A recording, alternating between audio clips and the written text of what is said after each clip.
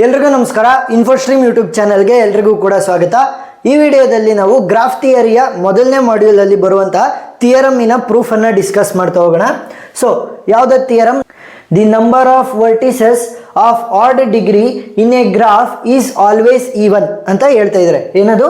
The number of vertices. So ಎಷ್ಟು number of ವರ್ಟಿಸಸ್ಗಳಿರ್ತವೆ of a odd degree ಅಂತಂದ್ರೆ odd degree ಇರುವಂತ ವರ್ಟಿಸಸ್ಗಳು in a graph are always even ಅಂತ ನಾನು ತೋರಿಸ್ಬೇಕು. ನೋಡಿ, ಸಿಂಪಲ್. ಫಸ್ಟ್ ಏನು ಮಾಡೋಣ ಅಂತಂದರೆ ಗ್ರಾಫನ್ನು ಯಾವ ರೀತಿ ರೆಪ್ರೆಸೆಂಟ್ ಮಾಡೋದು ನಾವು? ವಿ ಕಾಮ ಇ. ವಿ ಅಂತ ಅಂದ್ರೇನು? ವರ್ಟಿಸಿಸ್. ನೆಕ್ಸ್ಟ್ ಇ ಅಂತ ಅಂದ್ರೇನು? ಎಡ್ಜಸ್. ಸರಿನಾ? ಸೊ ಜಿ ಆಫ್ ವಿ ಕಾಮ ಇ. ಸೊ ಈ ರೀತಿ ನಾವು ಗ್ರಾಫನ್ನು ರೆಪ್ರೆಸೆಂಟ್ ಮಾಡ್ತೀವಿ with N number of vertices. So ಎಷ್ಟಾದರೂ ನಂಬರ್ ಆಫ್ ವರ್ಟಿಸಸ್ ಇದಾವೆ and E is the number of edges. N is the number of vertices ಅಂತಂದ್ರೆ ಎನ್ ನಂಬರ್ ಆಫ್ ವರ್ಟಿಸಸ್ಗಳಿದ್ದಾವೆ. ಸೊ ಆಮೇಲೆ ಅದ್ರ ಜೊತೆಗೆ ಈ ನಂಬರ್ ಆಫ್ ಎಡ್ಜಸ್ಗಳಿದ್ದಾವೆ ಅಂತ ನಾವು ರೆಪ್ರೆಸೆಂಟ್ ಮಾಡ್ತಾ ಇದ್ದೀವಿ. Let V1 V2 V3 up to VK. ನೋಡಿ, up to VK represents the odd degree vertices. So ಇವಾಗ ಒಂದು ವರ್ಟಿಸ್ ಇದೆ ಅಂತ ಅನ್ಕೊಳ್ಳಿ, V1. ಸೊ ಇದಕ್ಕೇನಾದ್ರೂ ಕೂಡ 3 ಎಡ್ಜ್ಗಳಿದ್ದು ಅಂತಂದರೆ ಇದರ ಡಿಗ್ರಿ ಎಷ್ಟಾಯಿತು? 3. ಏನಾದ್ರೂ ಕೂಡ 3 ಎಡ್ಜ್ಗಳು ಡೈರೆಕ್ಟಾಗಿ ಕನೆಕ್ಟ್ ಆಗಿದ್ದಾವೆ ಅಂತಂದರೆ ಒಂದು ವರ್ಟೆಕ್ಸ್ಗೆ ಅದರ ಡಿಗ್ರಿ ಎಷ್ಟಾಯಿತು? 3 ಅಂತ ಅಂದರೆ ಆಡ್ ಡಿಗ್ರಿ ಅಲ್ವಾ? ಸೊ ಆಡ್ ಡಿಗ್ರಿ ಇರುವಂಥ ವರ್ಟಿಸಸ್ಸನ್ನು VK ವರ್ಗೂ ಕೂಡ ನಾವು ರೆಪ್ರೆಸೆಂಟ್ ಮಾಡ್ತಾ ಹೋಗ್ತೀವಿ.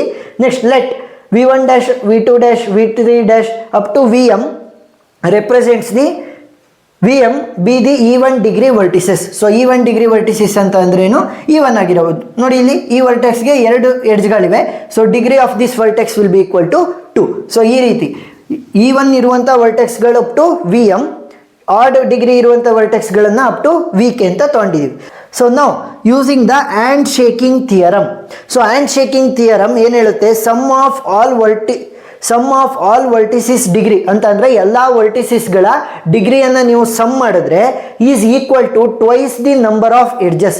Twice the number of edges ಅಂತ ಹೇಳ್ತಾ ಇದ್ರೆ ಅಂತಂದರೆ ನೀವೇನಾದ್ರೂ ಕೂಡ ಡಿಗ್ರಿ ಆಫ್ ಆಲ್ ವರ್ಟಿಸಿಸ್ಗಳನ್ನು ಸಮ್ ಮಾಡಿದ್ರೆ ಅವಾಗ ಅದು ಏನಕ್ಕೆ ಈಕ್ವಲ್ ಆಗಿರುತ್ತೆ? ಎಷ್ಟು ಎಡ್ಜ್ಗಳು ಕ್ರಿಯೇಟ್ ಆಗಿರ್ತಾವಲ್ವ ಈ ವರ್ಟೆಕ್ಸ್ಗಳ ಮಧ್ಯ, ಅದರ 2ರಷ್ಟು. ಸರಿನಾ? So 2 into total number of ಎಡ್ಜಸ್ಗೆ ಈಕ್ವಲ್ ಆಗಿರುತ್ತೆ. ನೋಡಿ, summation of all the vertices, that is summation of all the degrees of the vertices will be equal to twice the edges. ಸರಿನಾ? So twice the number of edges.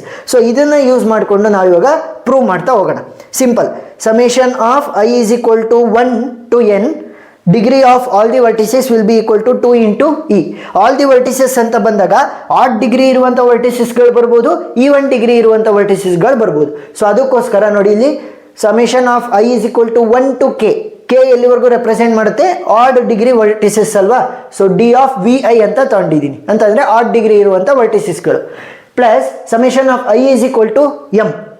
ನೋಡಿ, ಇಲ್ಲಿ I ಇಂದ M ವರೆಗೂ ಇರುವಂಥದ್ದೇನು?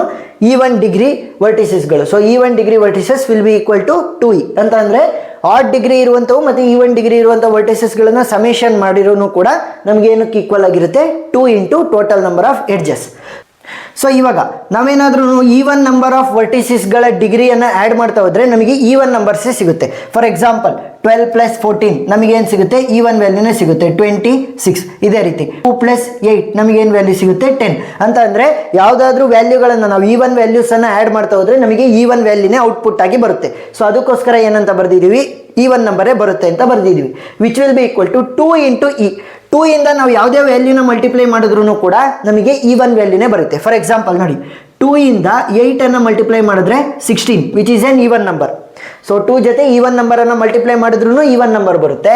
2 ಜೊತೆ ಯಾವುದಾದ್ರೂ add ನಂಬರನ್ನು multiply ಮಾಡಿದ್ರೂ ಕೂಡ ನಮಗೆ E1 ನಂಬರೇ ಬರುತ್ತೆ. ನೋಡಿ, 2 into 7. 7 is N odd number ಅಲ್ವಾ? ಸೊ ಆಡ್ ನಂಬರ್ ಮಲ್ಟಿಪ್ಲೈ ಮಾಡಿದ್ರೂ E1 ಬರುತ್ತೆ, E1 ನಂಬರ್ ಮಲ್ಟಿಪ್ಲೈ ಮಾಡಿದ್ರೂ E1 ನಂಬರ್ ಬರುತ್ತೆ. ಸೊ ನಾವು E1 ನಂಬರ್ ಅಂತ ಬರೆದಿದ್ವಿ. ಸೊ ಈಗ ಏನಾಯಿತು? ಆಡ್ ನಂಬರ್ದು ಮಾತ್ರ ಹಂಗೆ ಉಳ್ಕೊಂಡಿದೆ. ಯಾಕಂತಂದರೆ ಒಂದೊಂದ್ಸಲಿ ನಾವು ಆಡ್ ನಂಬರ್ಗಳನ್ನು ಆ್ಯಡ್ ಮಾಡಿದ್ವಿ ಅಂತ ಅಂದ್ಕೊಳ್ಳಿ, ನಮಗೇನು ವ್ಯಾಲ್ಯೂ ಬರುತ್ತೆ? E1 ಆಗಿ ಔಟ್ಪುಟ್ ವ್ಯಾಲ್ಯೂ ಬರುತ್ತೆ. ಒಂದೊಂದ್ಸಲಿ ಏನಾಗುತ್ತೆ? 5 ಪ್ಲಸ್ 2 ಮಾಡಿದ್ವಿ ಅಂತ ಅಂದ್ಕೊಳ್ಳಿ, 7. ಅಂತ ಅಂದ್ರೇನು, ನಾವು ಆಡ್ ವ್ಯಾಲ್ಯೂಗಳನ್ನು ಎರಡನ್ನೂ ಆ್ಯಡ್ ಮಾಡಿದ್ರೆ ಈವನ್ ಕೂಡ ಬರ್ಬೋದು, ಇಲ್ಲ ಅಂತ ಅಂದರೆ ಆಡ್ ವ್ಯಾಲ್ಯೂಗಳನ್ನು ಆ್ಯಡ್ ಮಾಡಿದಾಗ ಆಡ್ ಕೂಡ ಬರ್ಬೋದು. ಸೊ ಅದಕ್ಕೋಸ್ಕರ ಅದನ್ನು ಹಂಗೆ ಉಳಿಸ್ಕೊಂಡಿದ್ದೀವಿ. ಸೊ ಈವನ್ ವ್ಯಾಲ್ಯೂಸನ್ನು ಆ್ಯಡ್ ಮಾಡಿದ್ರೆ ಈವನ್ನೇ ಬರೋದು. ಸೊ ಅದಕ್ಕೋಸ್ಕರ ಈವನ್ ಅಂತ ಬರ್ಕೊಂಡಿವಿ. ಸೊ ಈ ಈವನ್ ನಂಬರನ್ನು ಆ ಕಡೆ ಕಳಿಸ್ತೀನಿ. ಈವನ್ ನಂಬರ್ ಜೊತೆ ಈವನ್ ನಂಬರನ್ನು ಆ್ಯಡ್ ಮಾಡಿದ್ರೆ ಈವನ್ ವ್ಯಾಲ್ಯೂನೇ ಬರುತ್ತೆ. ಈವನ್ ವ್ಯಾಲ್ಯೂ ಜೊತೆ ಈವನ್ ವ್ಯಾಲ್ಯೂನ ಸಬ್ಸ್ಟ್ರಾಕ್ಟ್ ಮಾಡಿದ್ರೂ ಕೂಡ ಈವನ್ ನಂಬರೇ ಬರುತ್ತೆ. ಫಾರ್ ಎಕ್ಸಾಂಪಲ್ ನೋಡಿ, ಇಲ್ಲಿ 8 - 6 ಏನು ಬಂತು 2, 16 - 12 ಏನು ಬಂತು 4 ಅಂತಂದರೆ ಈವನ್ ನಂಬರಿಂದ ಈವನ್ ನಂಬರನ್ನೇ ಸಬ್ಸ್ಟ್ರಾಕ್ಟ್ ಮಾಡಿದ್ರೆ ನಮಗೆ ಔಟ್ಪುಟ್ ಈವನ್ ನಂಬರ್ ಆಗಿ ಬರುತ್ತೆ ಅಂತ. ಸೊ ಇವಾಗ i = 1 to k ಅಂತ ಅಂದರೆ ಕೆ ವ್ಯಾಲ್ಯೂ ಅಲ್ವಾ. ಸೊ ಕೆಗೆ ಯಾವುದಾದ್ರೂ ವ್ಯಾಲ್ಯೂ ಹಾಕಿ, ಯಾವುದಾದ್ರೂ ವ್ಯಾಲ್ಯೂ ಬಂದ್ರೂ ಕೂಡ ಏನಾಗಿರುತ್ತೆ, ಅದು ಈವನ್ ನಂಬರಿಗೆ ಈಕ್ವಲ್ ಆಗಿರುತ್ತೆ. ಏಕೆ ನೋಡಿ, ರೈಟ್ ಹ್ಯಾಂಡ್ ಸೈಡ್ ಈವನ್ ನಂಬರಿಗೆ ಈಕ್ವಲ್ ಆಗಿದೆಯಾ.